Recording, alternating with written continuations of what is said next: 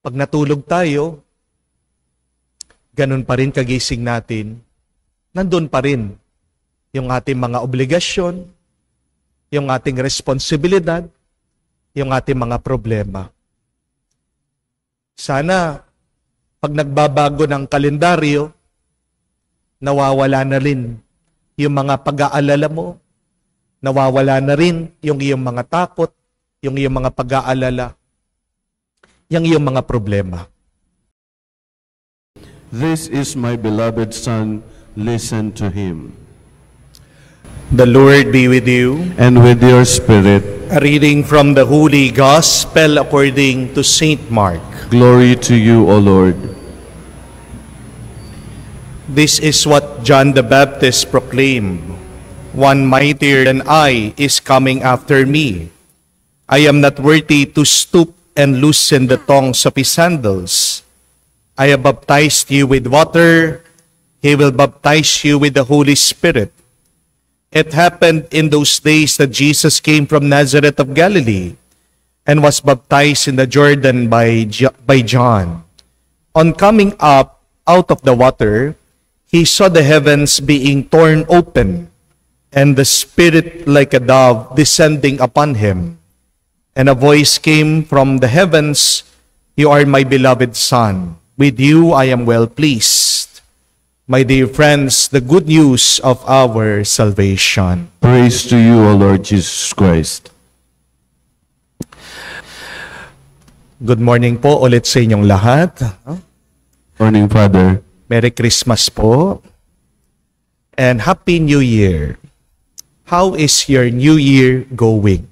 Kumusta na po ang inyong bagong taon? Alam naman po natin, hindi ibig sabihin bagong taon, mawawala na ang iyong mga problema. Amen? Sana ganong kadali na bagong araw, bagong buhay din. Bagong oras, malinis ang iyong buhay, mawawala lahat ng iyong mga iniisip na pagsubok at suliranin. Sana ganong kadali. Pero hindi. Merong carry over . Pag natulog tayo, ganun pa rin kagising natin, nandun pa rin yung ating mga obligasyon, yung ating responsibilidad, yung ating mga problema. Sana, pag nagbabago ng kalendaryo, nawawala na rin yung mga pag-aalala mo, nawawala na rin yung iyong mga takot, yung iyong mga pag-aalala, yung iyong mga problema. Pero sadyang ganyan ang katotohanan ng buhay. Hindi po ba? But allow me to encourage you. Please remember this.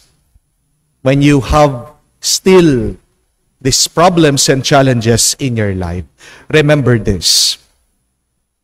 That problems are a part of life. And solving them is the art of life. Ang problema ay parte ng buhay. At ang pagsagot sa iyong mga problema ay ang ganda ng buhay. Bakit po lalong bumibigat ang ating mga problema sa buhay? Well, first, because you keep on avoiding them. You keep on denying them.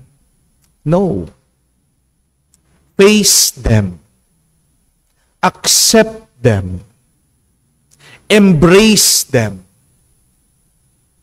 But secondly, our problems becomes heavier, bigger, because we do not solve them. We do not answer them. We do not find a way to overcome them.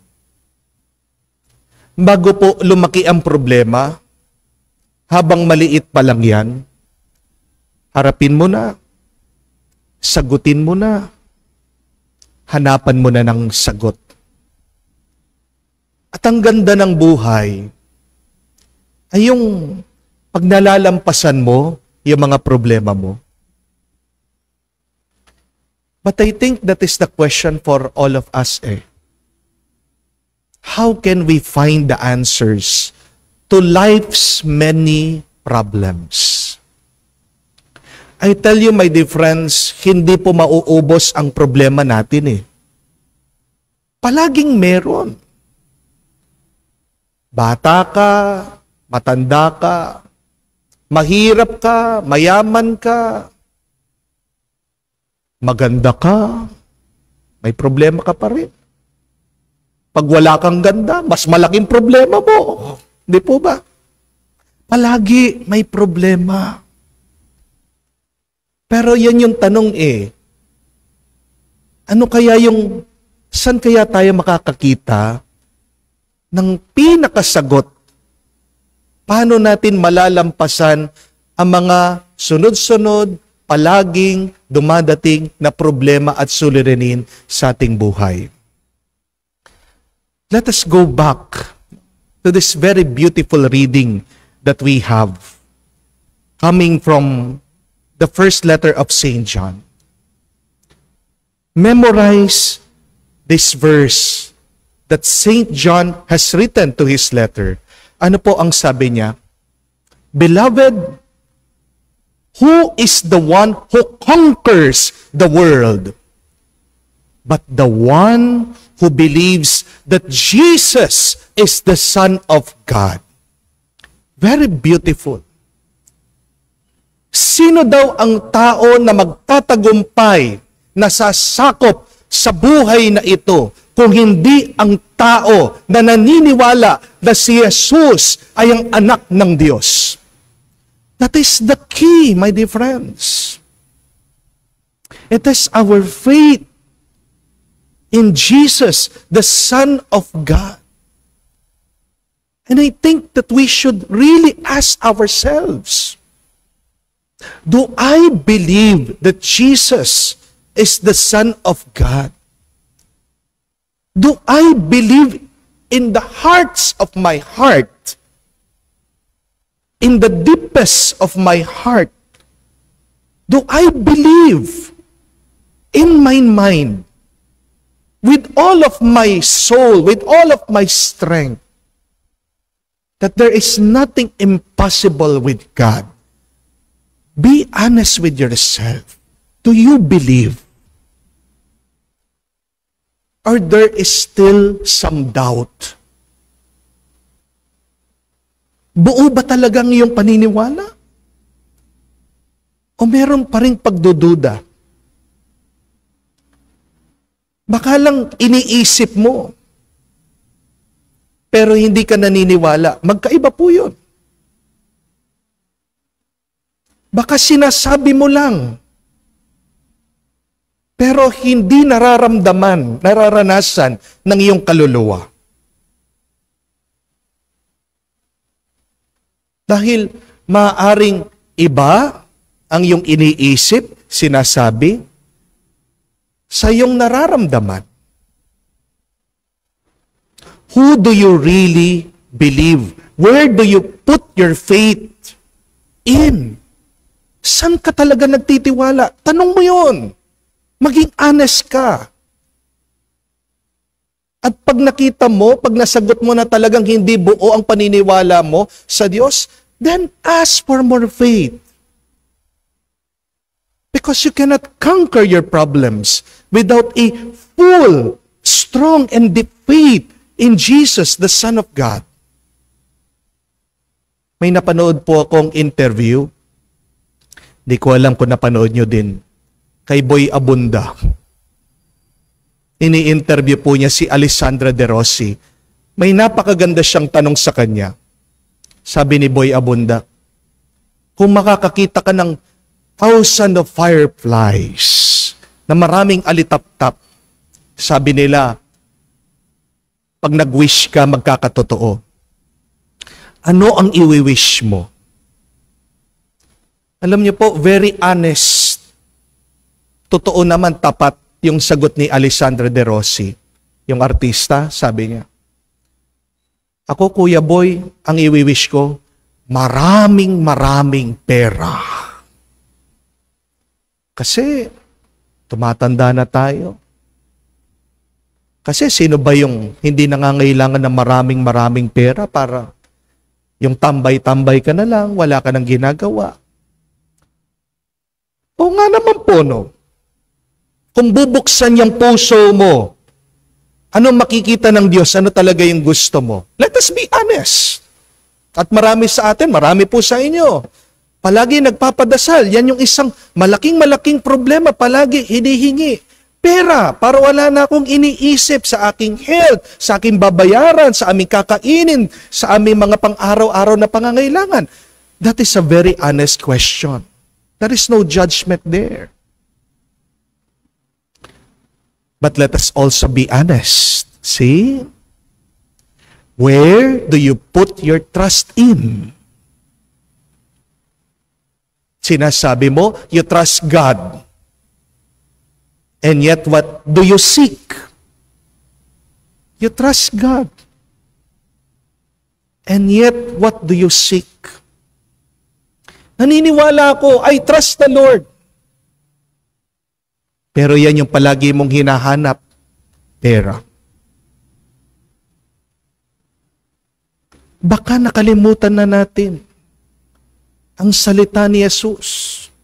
Seek first the kingdom of God and everything will be given to you besides.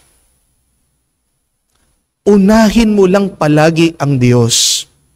Uunahin din ng Diyos ang iyong pangangailangan. Bakit hindi pa dumadating ang maraming grasya? Yan yung problema. Hati ang iyong paniniwala sa Kanya. May pagdududa ka. Wala pa rin sa puso mo ang Diyos. Hindi naman pera palagi ang susi sa ating mga problema. You can do a lot of things with money. And yet not everything. Amen? Nabalitaan niyo po ba yung anak na mga Samsung, yung mga pinakamayaman na Koreano, nagpakamatay?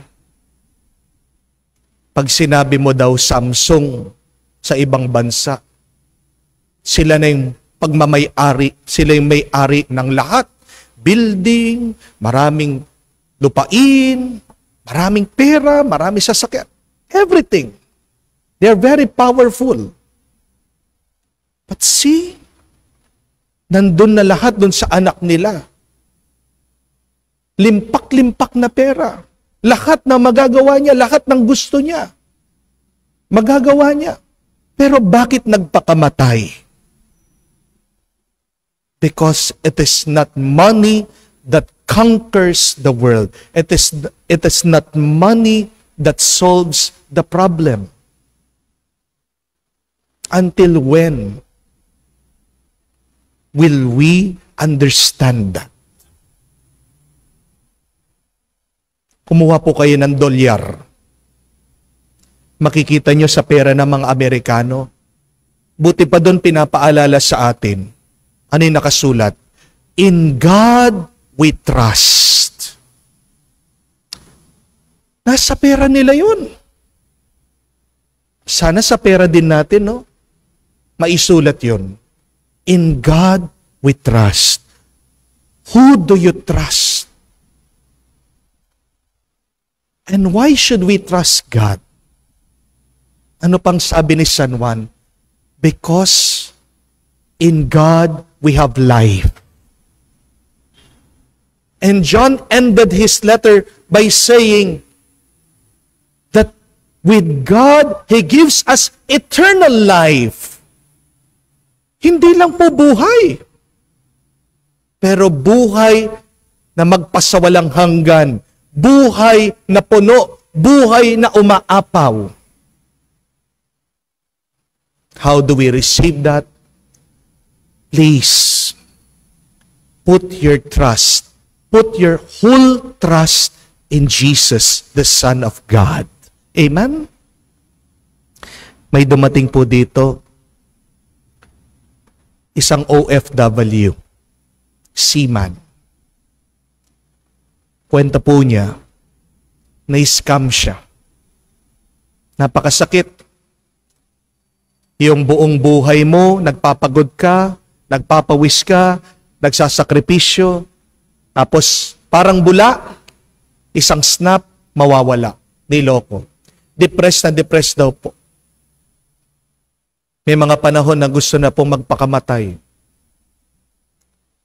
Pero at the lowest point of his life, alam niyo po, parang nakikinig daw ang Diyos.